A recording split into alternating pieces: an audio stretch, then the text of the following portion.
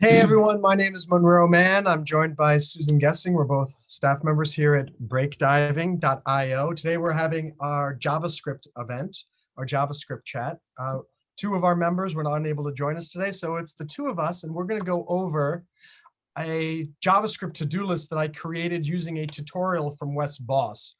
And the thing I liked about this tutorial so much in this program is that if you understand what happens on this to-do list, you know about 85% of everything you need to do to know about basic JavaScript, including using some JSON and local storage and how to do functions and all that stuff. And so even though Susan knows JavaScript and I do as well, to the extent that I've done this, it's always good to get a review. And I want to become 100% expert at JavaScript. And so the more I can discuss it, and Susan discusses it too, we're going to help you understand what this to-do list is, how it works. And we hope to improve our JavaScript skills as well. How does that sound, Susan? Sounds great. All right. All right, so I'll share my screen here. And this is the to-do list itself. And so you can see that it has a working delete button. It has a working check button. And even if I do refresh, you notice the deleted items are still gone and the check mark is still there. And if I add something else, let's see, post new video on YouTube, I can just press enter. There you go. It adds it right at the bottom. And then if I check that and click refresh, it's still there. And if I want to get rid of write 1,000 words, that's good. Let's put that back. 1,000 words in novel. So it's a really functional to-do list. It does all the basic things that you need a to-do list to do. And it's all done with an incredibly small amount of JavaScript. And that's the thing that blew my mind, is that all it is right here. So it's about 2 pages, this, and then that. And what we're going to do today is just go over this from beginning to end and know exactly how does every single part of this thing work. And so let me just show you first here. This is the index page to show you how simple this is. This is just a doc type HTML. Here's the head. The head just has, it's called shopping list. That's what Wes Bos would call that. Has 2 style sheets, base and CSS. You can see them right here. I should be shopping and base right here. And that's actually a little bit more significant. There's a bunch there and there's a bunch here. So believe it or not, there's more CSS than there is JavaScript. And if you look at both of these CSS files, but if you look at it, it's the CSS is operating off of very few classes.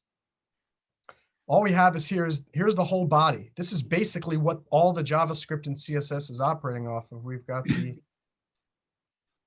class is shopping. First, there's a div class. There's a main div, shopping list. That's this whole thing, the div of the shopping list. Great. We've got this div class is shopping list. Then we have a form. You can see the form is right here. That's this part. And that class is shopping. So we have 2 classes now, shopping list and shopping. And the autocomplete off, this is something cool that I learned, Susan, by doing this, is if you just type autocomplete off, you notice it's not having that drop down of all the things you have been typing recently in your browser or in this particular form. Did you know about that one? No, it's funny. I always see people usually turning that on because it's helpful if you already type something in there that comes up for you. Yeah, I think it depends, I guess, on the situation. I think I'm just grateful to know that, okay, there's something there to give you as the coder the option. Yeah. I thought it was just always on. And I never knew why it was on. It's because that autocomplete is set to on. And in this field right here, in this form, the input type is text, name is item, ID is item, and it's required.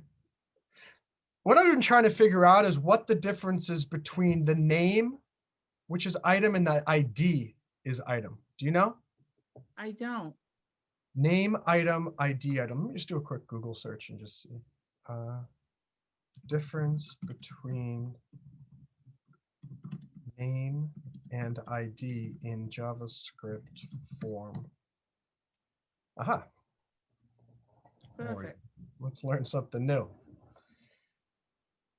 What is it between the name and ID attributes? Is that the input tag? Yeah, right? We're using the input tag. Yeah, so it's That's right. HTML, not actually, yeah, not JavaScript. That's perfect. So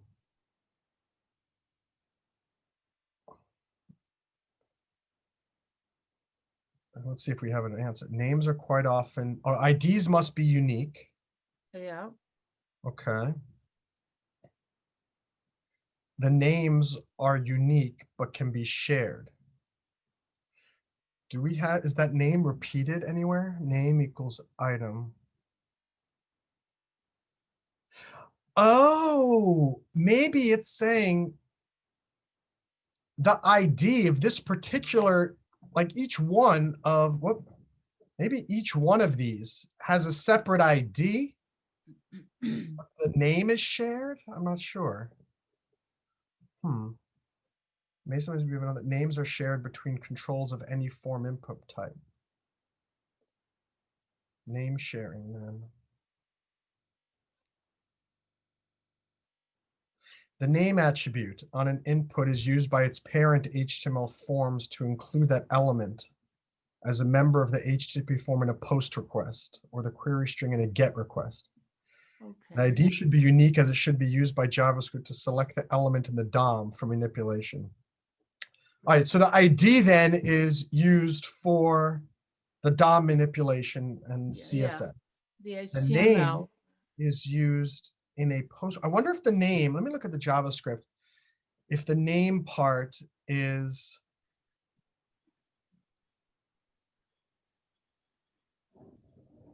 name. I wonder if this name constant, no, that's a different name. That's the target's value. Oh, I see. Yeah. So where's name used elsewhere? Item.name right here. No, I think no. Item.name is that's the actual name of the like the to-do list item. Is name. Where else is name used? Constant name. Name. Item name. Item.name. Maybe it is that name. Huh. That's strange. Why is name equals item, but it's not mentioned anywhere, right? Yeah. It's confusing because then you have constant item.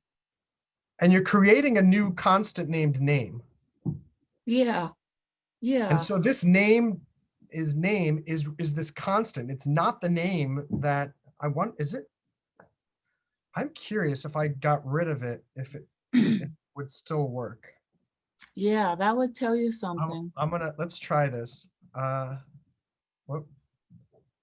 Index.html. Let's just get rid of name. Let's see what happens. Experiment, right? Yep. Okay. New item. Okay, that worked. And you reloaded it. This is using the new code, right? Yeah, it reloaded it. Oh, I did reload it now. Yeah. Delete it. It works. Well, I'll be. Testing 1, 2, 3. Yep. Check. It's not used at all. Look at that.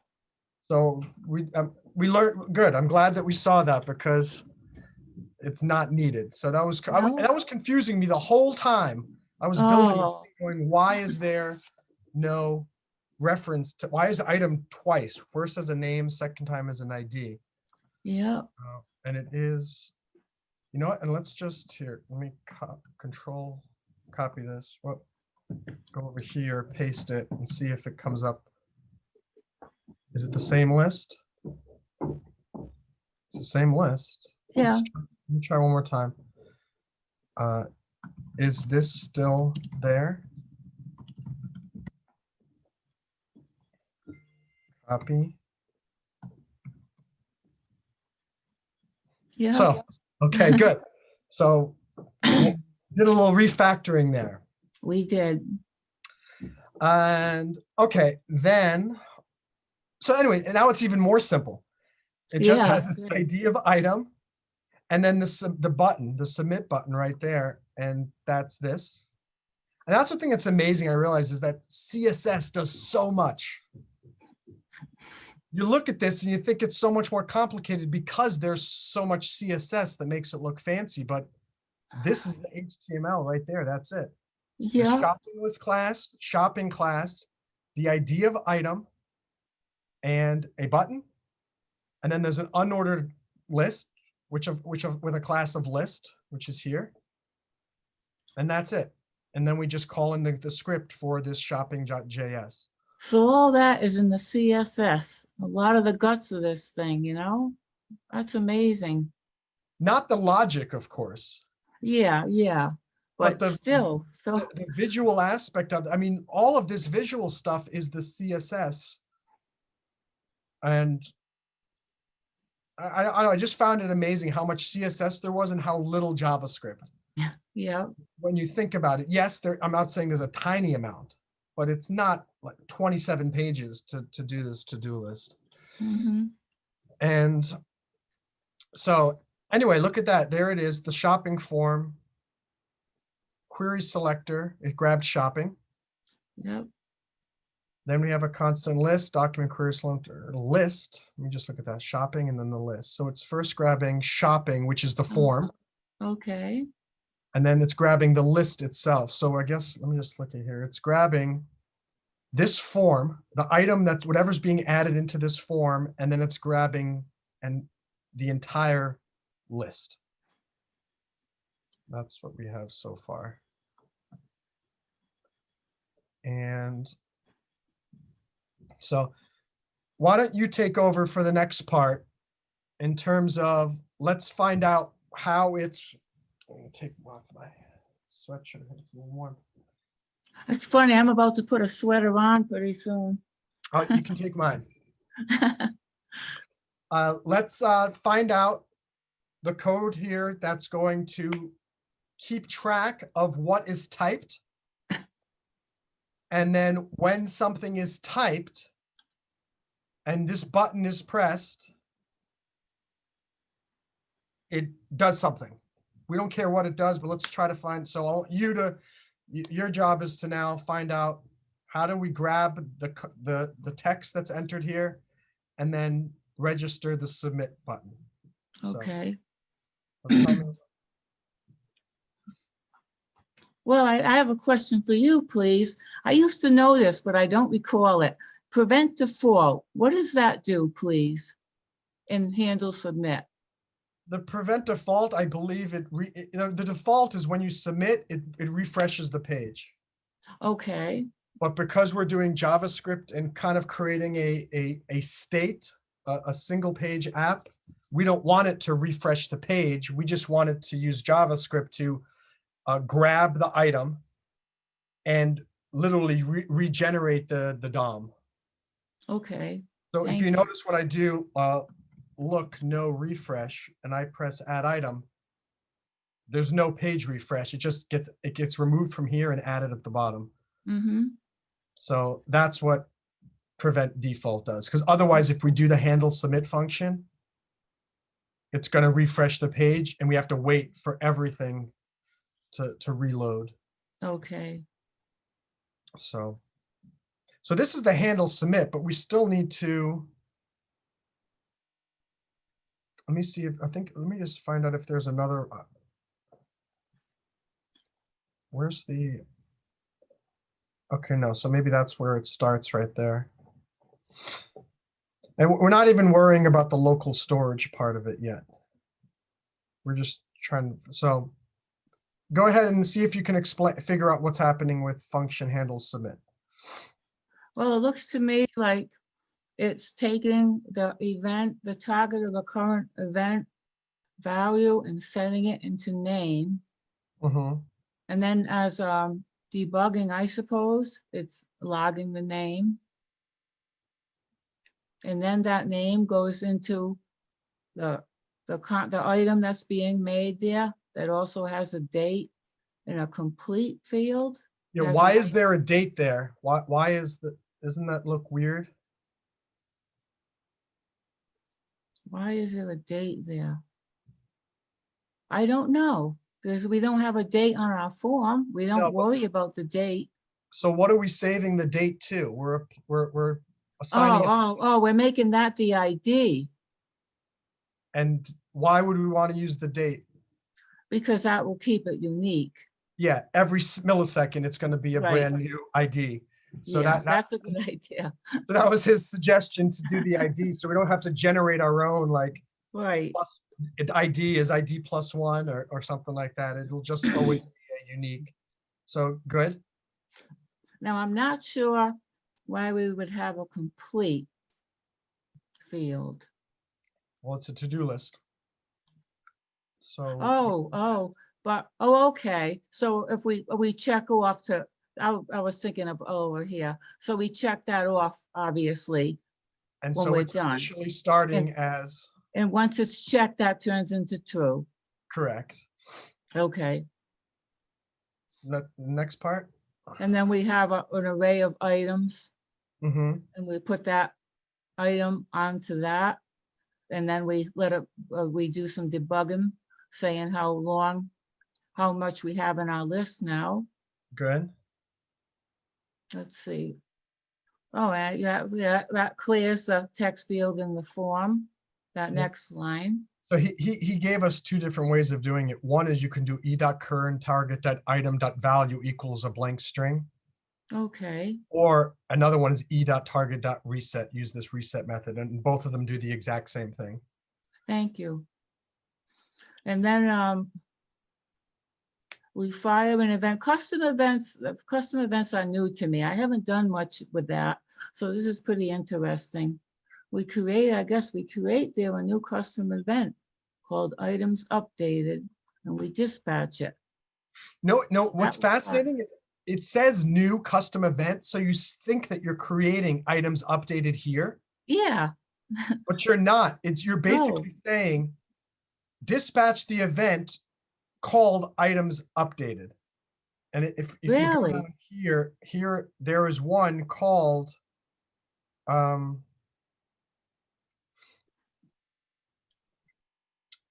here when add event listener, when items updated is called display items. When items updated is called on this one save to local storage. So it's You mean- interesting. It's like you're not, it's new, but it's not like you're not creating a new custom event. You're saying dispatch the event associated with items updated. And if you notice, we have it a few times throughout. We have list.dispatch event here, items updated. So basically, as soon as you add a new item, we're going to dispatch items updated. But if you look down here, when we restore items from local storage, we also dispatch items updated. When we mark something as complete, we dispatch items updated. When we delete something, we dispatch the event items updated. So they all say new. So it's misleading, I think, in some ways, because Yeah. you think that you're creating something right now called items updated. And we didn't create that. No, we're creating a new. I think it would make more sense if it was like list.new dispatch event. But it's not. You're dispatching an event, and That's it's already called existing. items updated. So I just started looking at this saying, don't think of it as you're creating a new custom. It's not a new custom event. It's a new dispatch. Yeah, But yeah. each time it's the exact same name. And every time when items updated gets called. So when this happens right here, when you mark it as complete, boom, the first thing it's going to do is run the display items function. Then Which is ours, right? What's that? Which is ours. Display items is what we created. Yeah, that's the one that's right below the one that we were just going over, handle Oh, submit. yeah, I see it Here's there. display items. So I think Yep. that was just so cool about, like, you can have you can create one function and then have it get run at the end of other functions using that dispatch event thing, based on the event listeners. So anytime the event listener items updated happens, you can see this is going to be twice. It's going to display the Yeah. items and then save the items to local storage. Well, you can call it more than once. I wonder if you can have multiple functions. I don't know if we could refactor this so it's like when you hear items updated, display the items and save to local storage. I don't know if you can put them like in Yeah, brackets or something. I don't know. I haven't seen that, but who knows? I'm just trying to figure out what's the benefit to this, doing this method. Oh, I see. You know what it is? It just makes it easier if you change it later. So let's say, like here, we never have to modify this code, this function, or this function. If we want something to change after the items are updated to do it differently, all we need to do is modify the event listener rather than modifying each one of these functions individually. Okay. Let's say all of a sudden when the items are updated, we want stars to go whoosh, like starbursts. Yeah, yeah. We could, you know what? I want to just see something. File, open recent. Do I have open folder? No, that's wrong. File. Oh, I guess that is open folder. Yeah. Okay. I don't know what every time you update the computer, now, like, why does it have all this space between each of these folders? I don't want the space. It's confusing me. I don't know. Can we modify that? And you can't see as many items either. Yeah, it's really. All that space. What is that? I don't know. I hate when they change stuff on you and you have no choice. You're stuck with it. Yeah, it's very, very frustrating. Oh, exactly yeah. how I feel. Let's go to coding. I want to go to your was it I did it somewhere else. JavaScript JS to do. I think it was JS to do. It was another JavaScript to-do list I made. Select folder. Yeah, because I have confetti.js. Let me just grab confetti.js and just add that to here. I just want to see. So I'll save this. Confetti.js.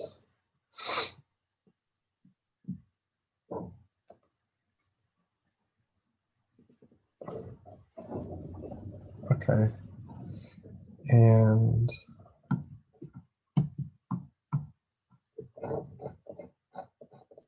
okay, so this is a confetti JavaScript like add-on that I found on the internet. And then Okay. what did we do? So I just added that there, and we need to import it too. So in the index, we need to also do script src equals /confetti.js.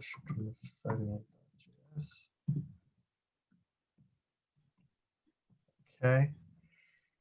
And I just want to find where's the event listener that we had on that ToDo.js. Let's search. There it is. Confetti.start and set timeout. So let me copy that on remove task. That's where I had it on that one. You can actually see that to-do list here. I have that here. This is another to-do list I created. So if I just go here, Wow. test. Robert helped me with this one a little bit. I like the done button. That's pretty cool. And look what happens when you do done. So I just want to see if we can quickly do the same thing on the one that we're just doing right here when we click done, and with this dispatch event thing. Right. So here we are here, and we're going back to our shopping.js. So we want to go down to delete. Oh, we could, so here, we could do the same thing here. List dot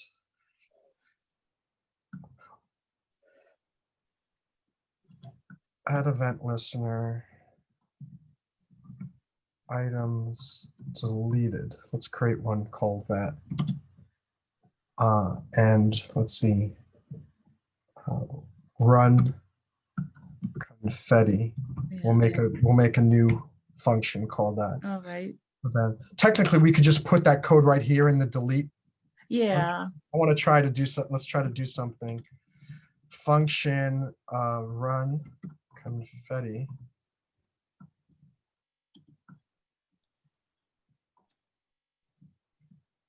Okay. Confetti.start set timeout function. So items deleted. So then we would then do another list.dispatch here. And new custom event. Items deleted. Deleted. Yep. Does that look good? Yeah, I think so. Let's see it. Let's see if this was if it's gonna work. Hey, Oh, cool. Nice job. That's so cool. you know what's amazing? It took me about like 4 hours to figure out how to get that confetti to work the first time. And That's why it scares me to see how quickly you do that, because it would have taken me make time to figure that out. You just plop, plop, plop, you know? I tell you, it would have taken me that much longer. It just shows that, and even Ileana, when she saw the to-do list, this one that she goes, Monroe, you're getting really good at JavaScript. And I was like, it's true. I'm actually learning. It's working. Yeah. So I think the thing that's cool about that dispatch event thing is that now, if we want the confetti to run at a different time, we already have the function and we already have items deleted as a, what do you call it? An event. As an event, a custom event thing. Yeah, yeah. I don't know where else we would need a, the confetti thing like there, or let me see, maybe we could just say, I'm just trying to see, maybe this would make more sense if it were called run, or let me see, we'll call it celebrate instead, and make this celebrate. That I think that's better, because if it's just called items deleted, it's only going to be relevant with delete items. So there's no point in it being anywhere else. So now we can find out where are other places where we want list.dispatch event celebrate. Where else do we want to celebrate? Let's see. Oh, usually you want to celebrate when you finish an item. I think that's really going to be the main case, don't you? Logically, yes. I'm just trying to, for coding purposes, let's say we celebrate too every time we restore items from local storage. Okay. So I just put that dispatch event celebrate here. We want to celebrate there too. And now that's interesting. I'm refreshing the page and it's not celebrating. Is it celebrate? Celebrate? Oh, I see what you're saying. Why is it not working? Is it still working when you delete an item? Yes. But not when I restore from local storage.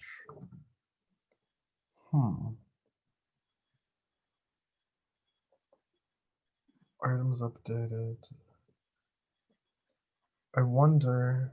See, I thought what you had said earlier, and maybe I misunderstood, that you have to give new custom event an existing event, such as items updated, but celebrate isn't an event. Well, it is in that Oh, I see.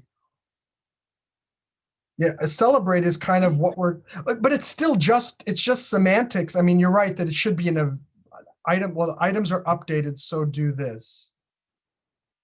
Well, I don't know. Could it be celebration is a custom event, isn't it? A celebration, is that an event? I mean, technically it still works because if you look when you delete the item, that like here, test, I delete it, boom. And you It can- called it celebrate. I see it's what you're called saying. celebrate. So I'm See just what you're curious saying. why it's not happening when I refresh here it's restore from local storage. I wonder if it will work on a different one here. Let's have it go every time you add a item. Yeah, yeah. Let's list a dispatch event. Let's celebrate every time we add something. Whoop, refresh. So that worked. Yep.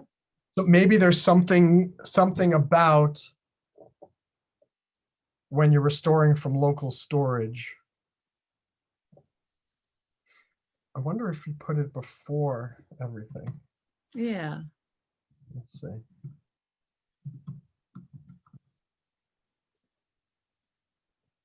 It's super odd. It must be something to do with the DOM. It's like restoring and then it's not, it just doesn't Yeah. work.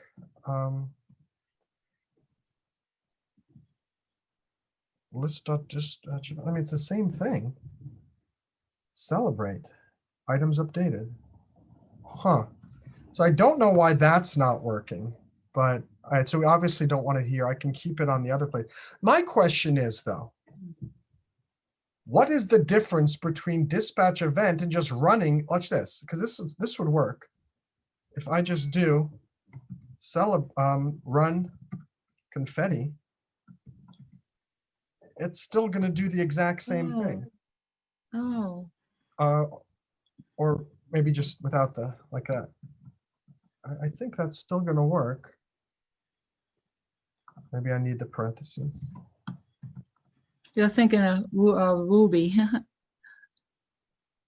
No, wait, why isn't it not running the function on delete item? Run confetti. Now that's very curious. Because if we look at this one here, oh, this is just, it's just putting confetti.start. I mean, if I just took this code there, that would work. Let's see. Oh, yeah. Well, we'll But see. I mean, I think that should work. Yeah, So why would that work and not the function call? that's a good question. And let's see if we can figure this out. So the function call didn't work. And if you do it, run confetti, we don't need the parentheses, or do we? Well, I thought we did in JavaScript, but let's find out. You would think you'd get a Run syntax confetti. error if we need them. Run confetti. So, oh no, did I refresh? Let me see. 1,000 words. Okay. So what did you do? So I just ran I don't know why it didn't work the last time we did it. Yeah, I don't understand. So All right. my question is, what's the point of using dispatch event when you can just, oh, you know what it is? I think it just gives you more flexibility. In this case, we have to go through every function and make sure that the right function is there. Whereas we'd have to change, if we had it this in here, here, and here, we'd have to change it 3 times. Right. But if we have it add Right event there. or celebrate run confetti, we Yeah. can change this to a different function once, Once. Yeah. and it'll update every single function throughout the whole thing. So if we put this back to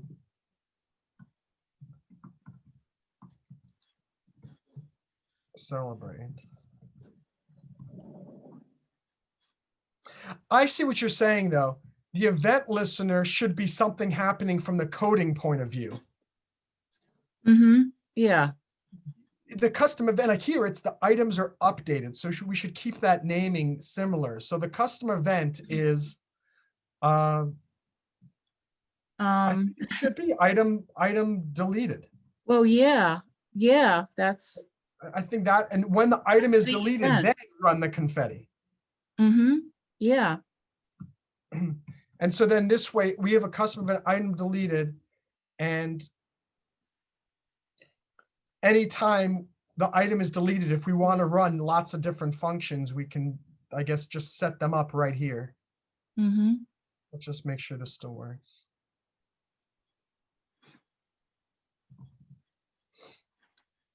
Okay. 1,000 words. All right, so we got that part done. And so that makes sense. So let's look at showing the item. So here's the function display items. I'll take this one. You could take the next one. So this is just doing the testing again, console along items. We're creating an HTML constant, excuse me, a constant named HTML. And we're grabbing the array. So every item in the items array. And we're doing a map on that. And we're using item as the iterator name. And then for each of the items, so for each item, and if I remember map, it modifies the array. It doesn't modify the original array.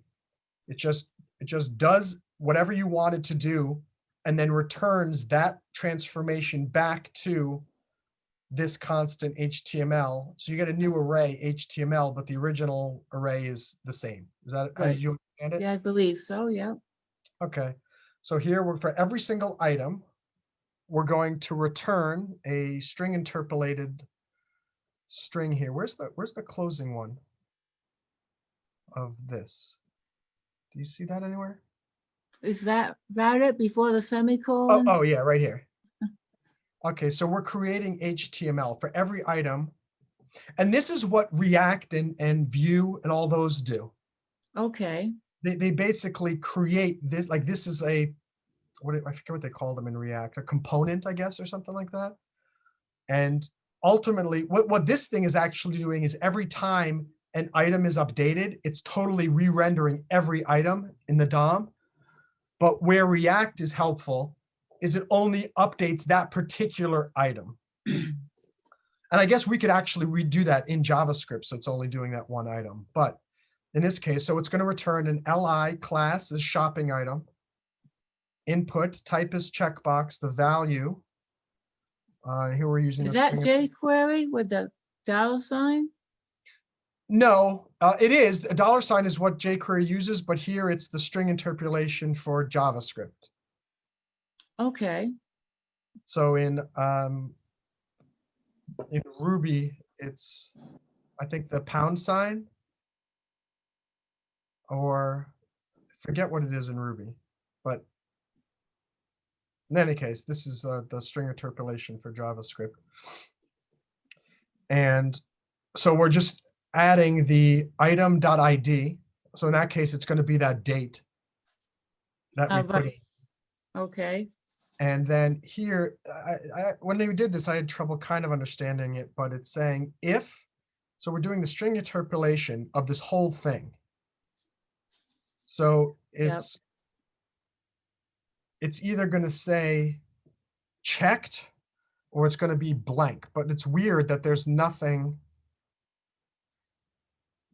Maybe it's weird that it doesn't say like complete.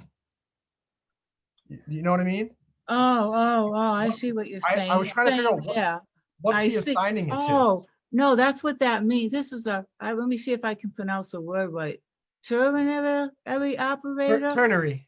Yeah, and what happens, I believe, is one of these goes into complete, either checked or no space. checked or blank in this So case. you're saying because we're saying item.complete here, it knows what we're checking for. Yes, And if it comes back as the true, item is complete, yes, then checked. mark it as checked. Mm-hmm. Otherwise, put a blank string. Yes, And that will populate item.complete. yes. Okay. So it's, yeah, that's what my interpretation of it. Yes, a question mark and the colon is often used as an if statement in a, short way like that. Now, wait a second here. Isn't the way we check if the item is complete is whether or not it's checked? Well, item is it not a checkbox component? Oh, so item.complete is an HTML. Oh, wait a second. So here's the checkbox.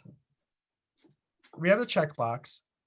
The value of Right, the right. checkbox is the item ID. Okay. And then if the item dot is complete, mark it as checked. But that's what I don't understand. How do you know if it's, because this is display items. So let's say like we're coming back from local storage and we want to display all of the items. Some of them are checked, some of them are not checked. Some of them are complete, some are not. So I'm just trying to, I don't know if you understand what I'm saying. How do we know if it is complete? Because you have to know if it's complete or not before we know whether to mark it as checked or not. But I see what you're saying. Well, isn't there a complete component attached to the item that we're looking at? let me see here, right? It's right here. There it So is, yeah. So it's looking at that complete is field. false. Or field or attribute, whatever you want to call it. So it starts with complete is false when we first create an item. Yep. Okay, then when we want to display the item, let's just say we're talking about here, and the first item it comes to is this one. And it's not checked. So that means complete is going to be false because that's the way it is when it's created. So now it's going through items.map item. Type is checkbox. It's creating a checkbox. Yeah. So right now, all we're doing is creating the HTML for it. That's going to get displayed. So when we go through it for this first one, it's got to come back as false because it needs to display without the checkbox. Right? I was gonna say, you're asking me or telling me? Well, I'm asking you. Isn't it redisplaying whatever was there? It's not necessarily going to be unchecked if we'd already checked it. Well, we don't know. That's what I'm saying is like, it's just going through this item here. And it's looking at this checkbox. We're creating an input. We're creating the HTML through this map of the array. Yeah. So we're creating an input. And the type is a checkbox. The value is the item.id, which is what we created before the wait a second, the value is, wait a second, or is the value whether it's checked or not? No, the ID should be item.id. It should be this. Yeah, yeah. Okay, so then now it's saying if item is complete, put it as, oh wait, Isn't this that has nothing. going to be true if that thing's already been checked off though? Well, let's just go with this one here first, because this is the first one it's going to render. Okay, okay. And we know that this is not checked. Right. And it's not complete. I realized something. I think we're confusing two things. There's the checkbox, which is either marked as complete or not. That's the HTML designation. This is complete, not complete. Yeah, yeah. Excuse me. No. It's marked as checked or not. This is marked as checked. this checkbox is marked as a blank string. Once the checkbox is marked as checked, it shows like that. And it's complete. Yes, Also, but the that's, complete is something that I think we had, that's done through the JavaScript. Where the checked is the HTML, the complete is the yes, JavaScript acknowledgement that the task is done. So yeah, that's the first thing we got to keep in our mind. So when we're doing this, the item itself, this complete is false, is related to the JavaScript. mm-hmm, It's the state of the task, not the HTML display. It's this task is not complete. So then when we come back here, it's creating the checkbox. The value is the item's ID, which is that date associated specifically with that item. yep, And then if the item is complete, meaning it's looking at here, and we know it's already false because Yep. that's the state that it's created initially, then put a blank string. And when you for put the the blank string there, HTML checkbox. now we Yes, get no checkbox. right, there's the Now let's see what's HTML. going to happen now with your scenario, the second one. All right, What's going to happen? So now type equals checkbox values the item. yeah, Now where does it change the complete status? That's going to be here. Mark is complete. oh, yeah, yep, yep. So that's where. Toggles it. So constant item reference is items.find. Find the item where the item ID is the same as ID. The And ID, last thing is yeah. the ID. We're getting ahead of ourselves here because we have to find where mark is complete is. But at least that makes sense now Mm-hmm, where that happens. And then, this part here is just putting it to the opposite. And he said yep, that toggling, yep, complete is the opposite of whatever it is. makes sense. And then that's going to update it. So that's how that works. So the item.complete is JavaScript. The checked is the HTML visualization Yes, via the check mark. It's a simple thing, but it's kind of confusing. yeah, we can see why we would think that. And so then we create a span, the item name, we just put the item name. That's creating that. And then another button, which that's this right here. Remove item name. That's the area label, so it's not showing up. And the value equals the item ID, and we're just putting right here the times button. That's the X. Right, okay, Okay, and then we're joining them all together on the blank spaces.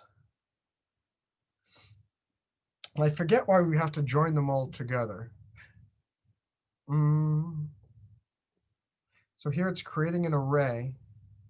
so isn't that an array with a space Oh. between each member? Yeah, that's what it is. Right. When it does this, it's creating this HTML, and each one of these is an item in the array. Yes. And we want to get rid of that and turn it into one big LI after another. And so we're going to join it on the nothing. So I guess the next one will, so then the next one will just be like this. LI class equals blah, blah, blah. Is that, okay, I see. Because we need it to be HTML, and an HTML is not an array. Uh-huh, yeah. So that makes sense. And then Because then we put it right in the inner HTML, so. Yeah, and it just throwing the LI into the list. And the list itself is document called query selector dot list, and we go back to there. The list is the UL. Oh, yeah, okay. So the inner HTML of the list is going to be that. So that makes that part's all makes sense now. So this, do you want to try this one?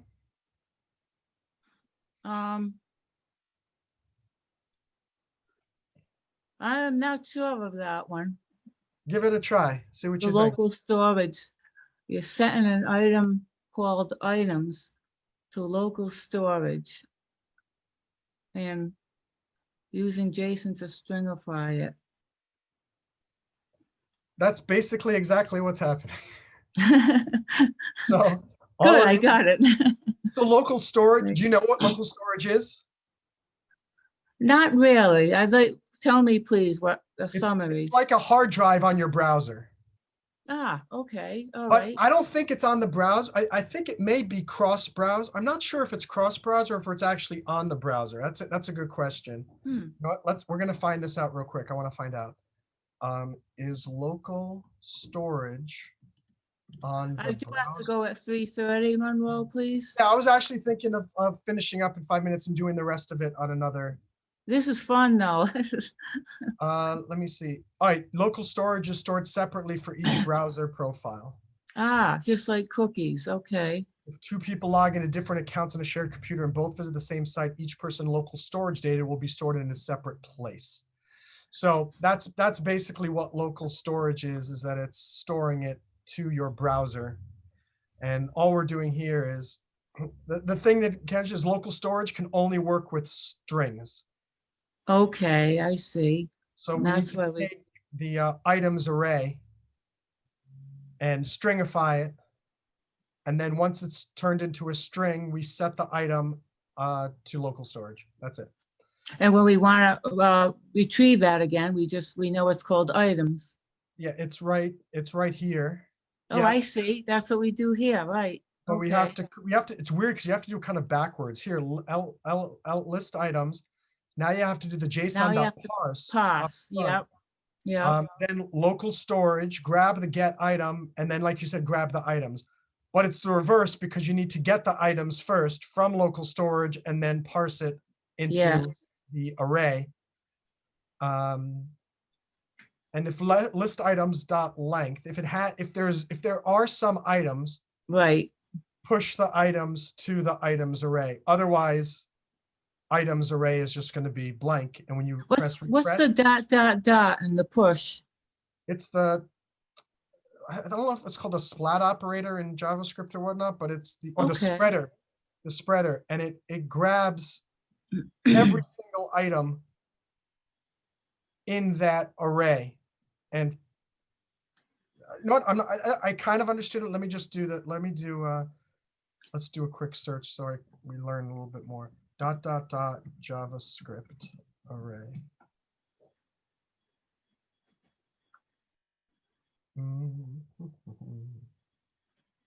Maybe you need to do three. Well, I don't think I've ever seen that before. 3.spreader JavaScript.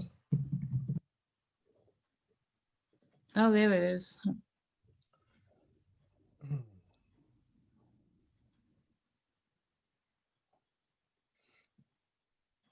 So the spreader, it expands an iterable object into the list of arguments. So let's see.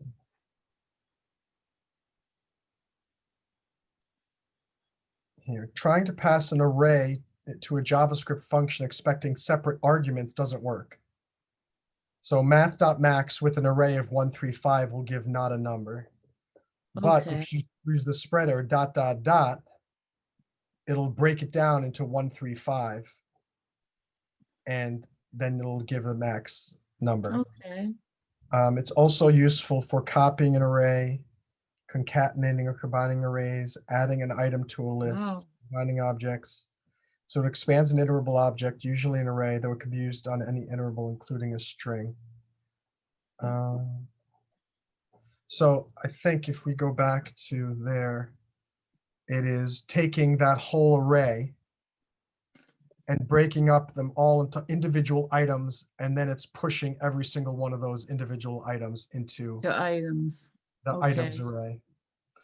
And then dispatch event items updated. That's that again. Yep. And Yep. then it's going to display the items, which we just did before. And then it'll save it to like local storage. Excuse me. Wait a second. Is that right? Yeah. And then it'll save it to local storage again. And let's just, we can finish this in 2 minutes. Let's finish this very quickly. So we have marks as complete. We did that one. That's just marking it as complete and doing the reverse. Yep. Yep. Deleting a single item. items equals items.filter. Item is item ID does not equal ID. And remember, the ID is being passed in from, when is delete item being run? It's on the button, isn't it? Yeah, add an event listener to the click when the ID Oh, there it is. I matches see. button. Yep. Right. And when it matches the button, and there's only one button on our app here on our website Yep. list. So then when that button is pressed, delete the item. And there's if it's the checkbox, then we would mark it as complete. And the ID that's being passed in is passed in right through here. Constant ID equals parse int e.target.value. And basically you're saying whenever it clicks, that's the target, the E. So where this click event, this add event listener on click, where two items are listening to it, both a button and a checkbox, and we see which one was clicked. Yeah, this is kind of cool because it's listening on, it's listening on the entire list. Oh yeah, yeah. That unordered list. That's something else I learned about this. You can list on the entire list and then listen anytime there's a click. So what's fascinating is if you look right here, it's listening. I'm clicking right now. Click. Yeah. But it's not doing anything because it's not one of the things it's listening for. But then Right. click. That one right there, it ran for, if the e.target matches the checkbox. Checkbox, yeah. Then mark it as complete. And I think that's basically all of them. The last thing is that it automatically runs restore from local storage. That's why whenever we go to the URL, if I launch here, if I go here and open in browser, boom, it just launches them all again because it launched them, shopping.js. So this was very good. I learned a lot more. I know you did too. Nice, yeah. And I'm gonna, by the way, if you, I'll talk to you offline about that, but I can get you the Wes Bos course because you're part of the team here, and you can go through this yourself and build it. Very helpful. And Bhavya entered the waiting room. Oh, Bhavya's joining us. So we're going to have a chat. Hey, Bhavya. Hi, Bhavya. hi. Hi, Susan. Hi, Monroe. Hey, we're just finishing up the JavaScript event. She and I were going over the to-do list that I had created through the Wes Bos course. Oh, okay. We Great. learned a lot We did. Oh, about how it works and understanding JavaScript better and the dispatch event and all sorts of stuff. And so it's a good handoff because Susan was about to head off and Bhavya, you were about to come in to have our meeting together. mhm. So, let me stop the share. I think, actually, you know what? Before we stop the share, let's just, before we go, 1 minute, Susan, let's All review right. just very quickly what we learned about this. Mhm. Kind of remember, just a quick summary. So the main things that come to mind is oftentimes the CSS is going to be longer and more complicated than your JavaScript Mhm. to make something look really nice. Mhm. Secondly, you don't need a lot of classes. The index here, this is it. This is the whole to-do list thing, is just less than 20 lines, basically. And you have a lot of functionality just by using the class shopping list, the class shopping, Mhm. the button type, Mhm. and the class of list. So there are four things that we're grabbing. That's it. Okay. We Mhm. can do amazing amount of work on that. And we learned the fact that the spread operator on JavaScript helps spreads out an iterable object into individual components.